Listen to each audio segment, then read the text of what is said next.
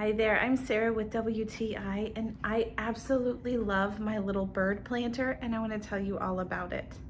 So this little beauty is the highlight of my hallway. You know, actually it's the highlight of whatever room I put it in. I absolutely love it. I love the adorable little bird on top. I kind of have a thing for birds, and this just adds to it.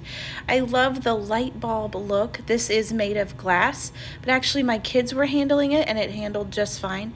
You simply twist it in and twist it out, rearrange your plant, and it's ready to go.